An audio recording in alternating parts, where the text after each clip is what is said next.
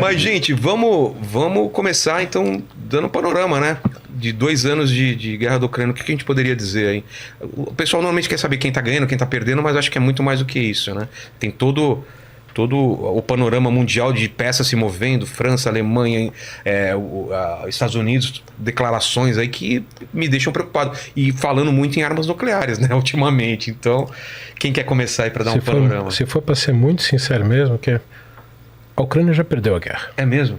Ela já perdeu. Antes de mais nada, a gente tem que entender que é uma frase meio batida, mas é fundamental para qualquer análise.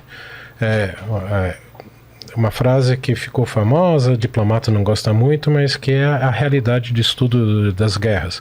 Guerra é a continuação da política por outros meios. Né? Karl von Clausewitz, desculpa a pronúncia. Que isso? Desculpa a pronúncia.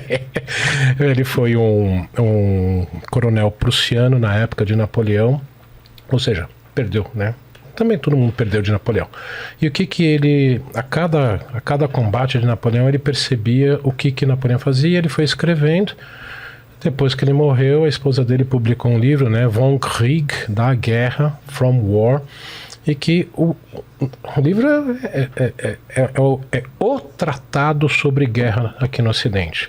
Mas o principal ponto aqui é isso, que Napoleão só partia para as armas quando ele não conseguia negociar. Então, as pessoas têm que entender que guerra é política, só que em vez de negociado, é na porrada. É o mais forte impondo a sua vontade sobre o mais fraco e uma violência organizada.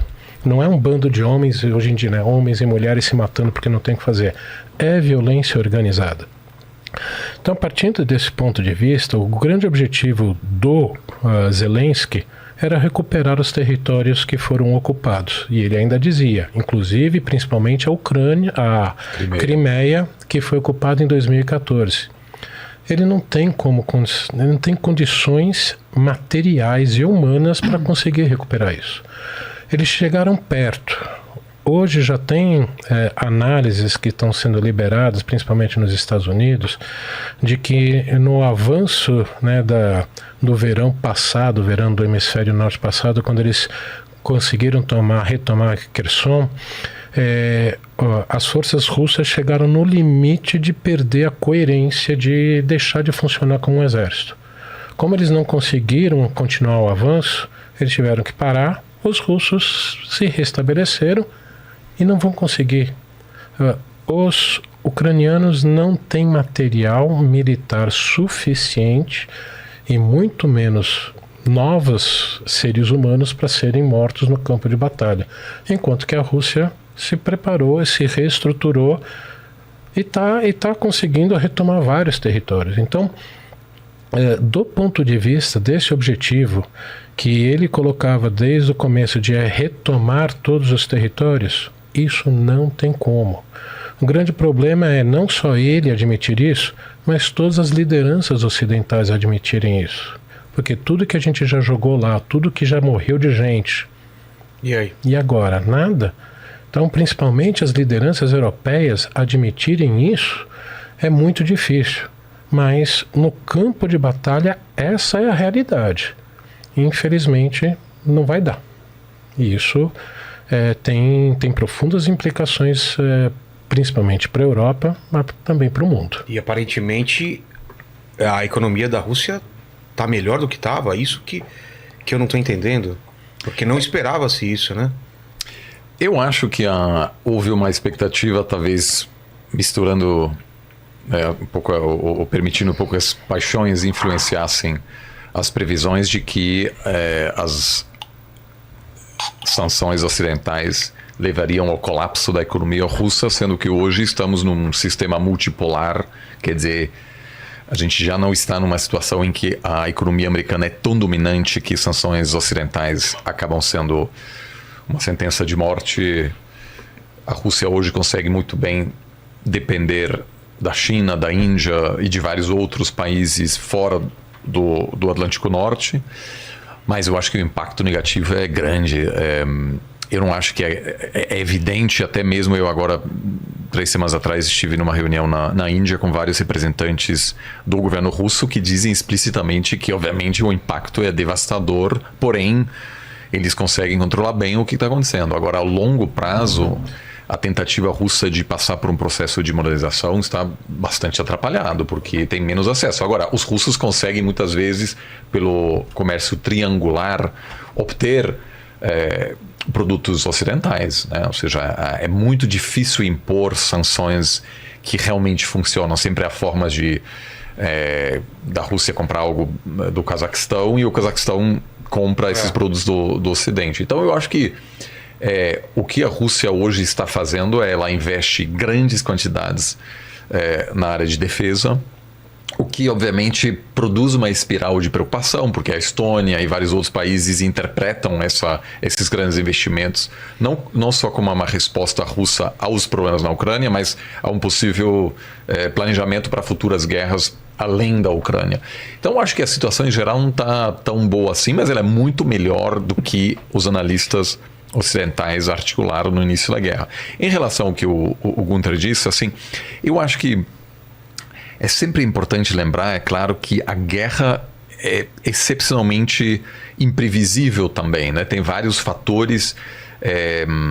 A Ucrânia, por exemplo, está fazendo ataques dentro do território russo. A Rússia está fazendo ataques dentro do território ucraniano. Isso quer dizer que pode ser que os russos cheguem a matar o Zelensky na semana que vem e é possível que um ataque terrorista dentro da Rússia tenha um impacto político relevante. Ou seja, só para dizer, essa violência que o Gunther descreve, ela também agrega um nível de incerteza que é sempre preciso levar em consideração. Eu concordo com essa avaliação de que a vantagem militar claramente está com a Rússia, em parte porque para a Rússia essa questão, para o Putin, isso é uma questão de vida ou morte. Assim, para ele trata esse conflito como se fosse uma questão existencial e está disposto a arcar com custos enormes para ele e a sua própria população para continuar esse conflito. E o Ocidente, neste momento, me parece não está disposto a fazer os mesmos sacrifícios, o que explica porque a Rússia produz mais munição e armamentos do que a Europa, quer ter uma economia muito maior do que a Rússia. Ou seja, não é que o Ocidente não pode, é que não há hoje uma disposição do eleitor francês, português ou alemão de ver os seus governos reduzirem os investimentos em pesquisa, saúde e educação para viabilizar umas forças armadas ucranianas que possam resistir à agressão russa. Né? É que esse tem um dado que é importantíssimo, que os governos europeus assinaram recentemente um acordo entre eles para fornecer 2 milhões e 500 mil munição de artilharia 155 milímetros em 2025. Ou seja, uma produção anual de 2 milhões e 500 mil munições. Isso a Rússia gasta em talvez 2 meses de guerra. Nossa. E ela está produzindo.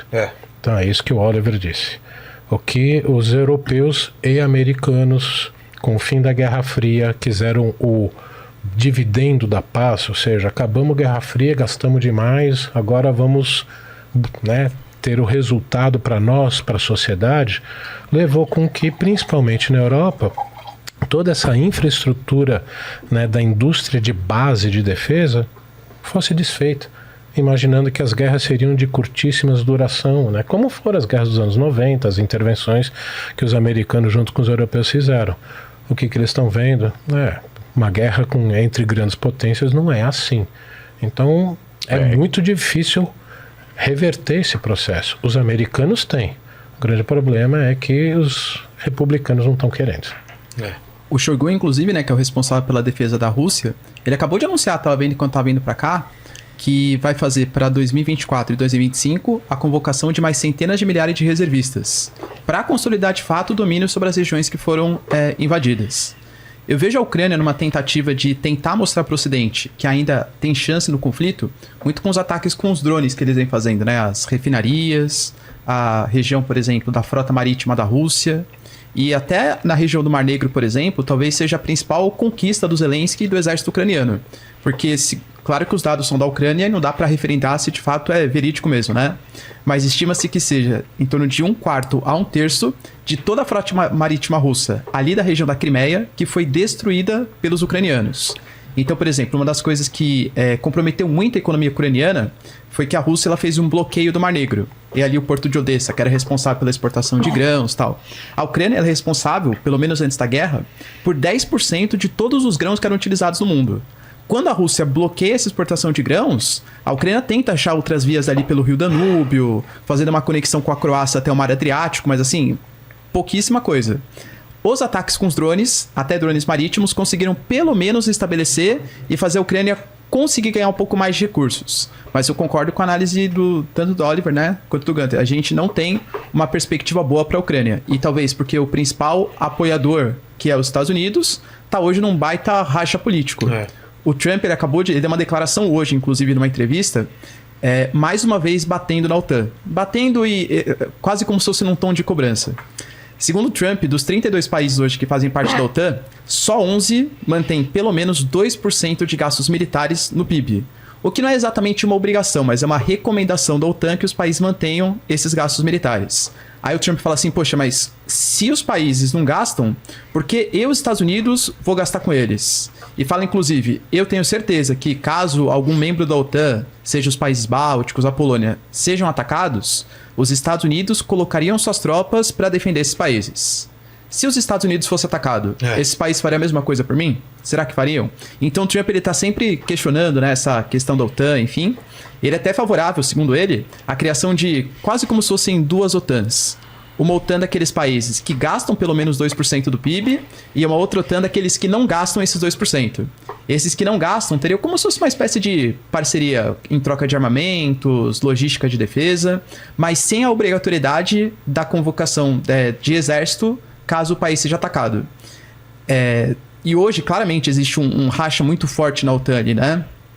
Pelo menos nas declarações públicas, a gente percebe que existem algumas lideranças, talvez com liderança da França, dos países bálticos, da Polônia, a República Tcheca, por exemplo, que estão falando, não, a gente tem que fazer a Ucrânia vencer essa guerra, nem que seja colocando nossos militares no território ucraniano. Enquanto você pega Alemanha, Itália, Estados Unidos, fala, não, jamais. A gente vai apoiar com recursos, mas sem necessariamente mandar militares. Até teve o diretor da inteligência russa, ele falou que a França já está mandando 2.000 militares para a Ucrânia. Não necessariamente para o campo de batalha, mas muito mais para a retaguarda, parte de logística. A França falou que é só ataque de informação, que é mentira da Rússia. Agora o que de fato é verdade, né? Difícil a gente saber.